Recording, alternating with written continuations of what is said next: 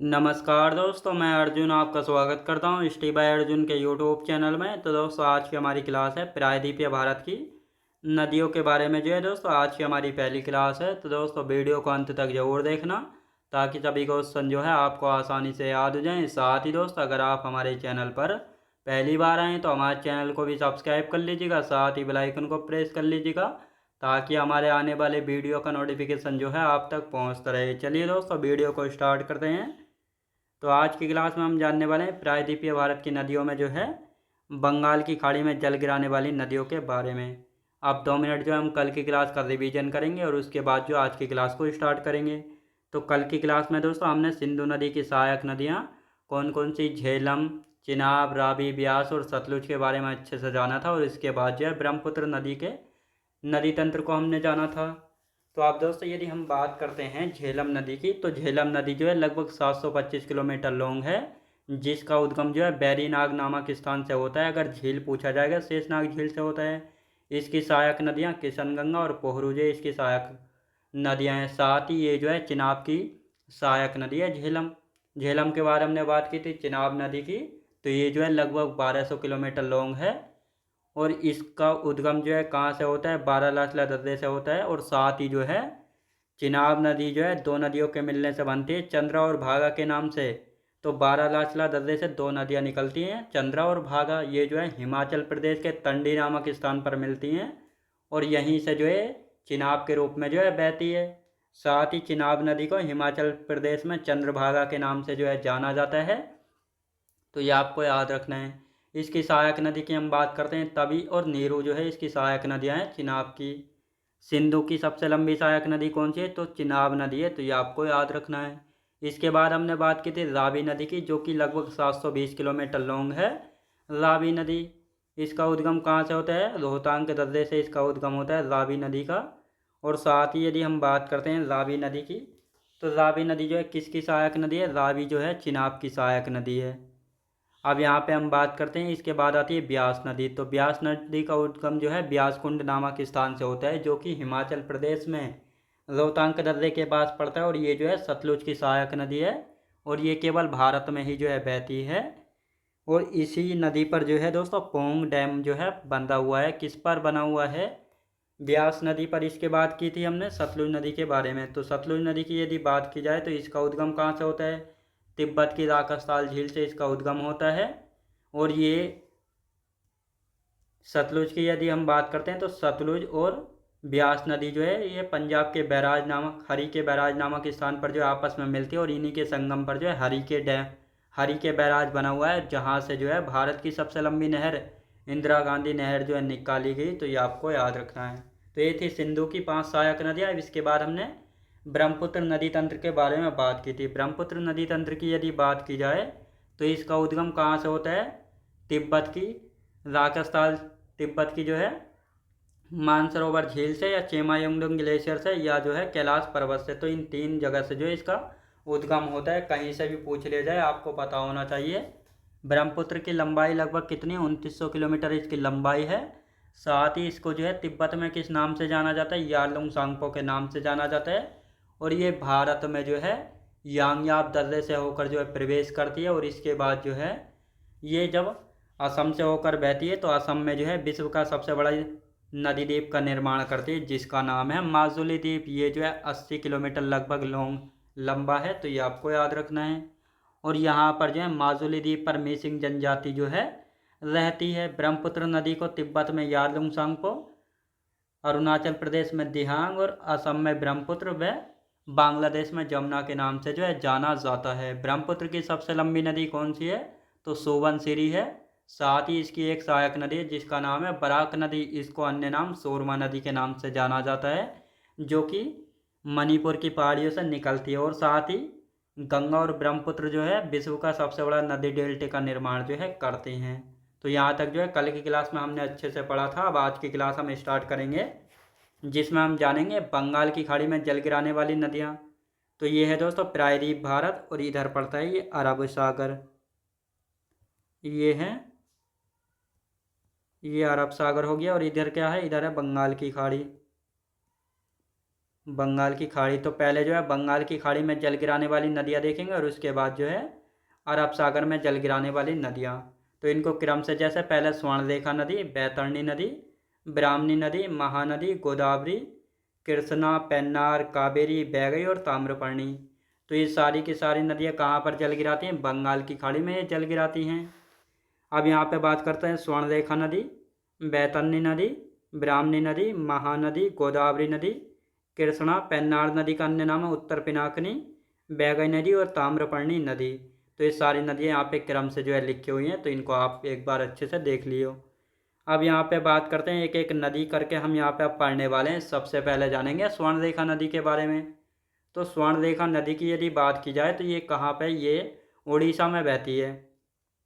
और ये जो है दोस्तों, यदि हम बात करते हैं स्वर्णरेखा नदी उड़ीसा में नहीं बहती। स्वर्णरेखा नदी का उद्गम जो है कहाँ से होता है? रांची का पठार से होता है। कहाँ से? रांची का पठार से होता है स्वर्णरेखा नदी का उद्गम, जो कि लगभग 395 किलोमीटर लॉन्ग है। स्वर्णरेखा नदी उद्गम रांची का पठार से। तो दोस्तों जो छोटा नागपुर का पठार है, ये जो है कई पठारों से मिलकर बना होता है। छोटा नागपुर पठार के बीचों बीच से दामोदर नदी बहती है। जब दामोदर नदी छोटा नागपुर के पठार के बीचों बीच से बहती है, तो दामोदर नदी के उत्तर में हजारीबाग का पठार है और कोडरमा का पठार। जबकि दामोदर नदी के दक्षिण में कौन सा पठार है? रांची का पठार। तो यहीं से जो है ये स्वर्णरेखा नदी का उद्गम होता है। और ये जो है पूर्व की ओर बहने वाली नदी है और इसकी सहायक नदियाँ खरकई, रारू, कांची और दुलंग व करकरी। तो स्वर्णरेखा की सहायक नदियाँ जैसे खरकई, रारू, कांची और दुलंग हैं। और साथ ही इस नदी के किनारे पर जो है जमशेदपुर शहर जो है बसा हुआ है। कौन सा दोस्तों? जमशेदपुर शहर जो है बसा हुआ है। ये रहा छोटा नागपुर पठार। तो इसमें आप देख सकते हैं जैसे महानदी है गोदावरी, कृष्णा, कावेरी, तो इधर गिरती है बंगाल की खाड़ी में। तो ये आपको याद रखना है। अब यहाँ पे हमने ये बनाया दोस्तों छोटा नागपुर का पठार, CNP मतलब छोटा नागपुर का पठार। अब इसके बीच से जो है कौन सी नदी बह रही है? ये है दामोदर नदी। दामोदर नदी के उत्तर में यह है कोडरमा का पठार और हजारीबाग का पठार। दक्षिण में है ये रांची का पठार, ये वाला। और यहीं से जो है स्वर्णरेखा नदी निकलती है। तो ये आपको अच्छे से यहाँ पे याद रखना है। तो ये स्वर्णरेखा नदी आपको अच्छे से समझ आई होगी। अब बैतरणी नदी के बारे में बात कर लेते हैं। तो इसका उद्गम जो है उड़ीसा की क्योंझर पहाड़ी से होता है। जो बैतरणी नदी है, इसका उद्गम यानी ओरिजिन कहाँ से होता है? उड़ीसा की क्योंझर पहाड़ी से इसका उद्गम होता है। ब्राह्मणी नदी की बात की जाए तो उड़ीसा में शंख नदी व दक्षिणी कोयल के मिलने से बनती है। जो ब्राह्मणी नदी है, ये जो है दो नदियों के मिलने से बनती है। उड़ीसा में दक्षिणी कोयल और शंख नदी के मिलने से जो है बनती है। साथ ही ब्राह्मणी नदी के किनारे पर जो है राउरकेला शहर बसा हुआ है, जो कि उड़ीसा का शहर है। इसकी सहायक नदियाँ शंख, टीकरा और कारो। तो जो ब्राह्मणी नदी है, इसकी सहायक नदियाँ शंख, टीकरा और कारो जो है इसकी सहायक नदी जो है हो जाती हैं। तो ये आपको अच्छे से यहाँ पे याद रखना है। तो दो नदियाँ हमारी हो चुकी हैं कंप्लीट। अब यहाँ पे बात करते हैं महानदी के बारे में। तो महानदी की यदि बात की जाए तो ये जो है लगभग 851 किलोमीटर लॉन्ग है। इसके उद्गम यानी ओरिजिन की बात करते हैं तो छत्तीसगढ़ में सिहावा की पहाड़ियों से इसका उद्गम जो है होता है। जो महानदी है, इसका उद्गम कहाँ से होता है? छत्तीसगढ़ में सिहावा की पहाड़ी पड़ती है, तो यहीं से जो है महानदी का उद्गम होता है। ये जो है पूर्व की ओर बहती है। साथ ही महानदी पर जो है भारत का सबसे लंबा बांध हीराकुंड बांध जो है, ये भारत का सबसे लंबा बांध है, जो कि महानदी पर जो है स्थित है।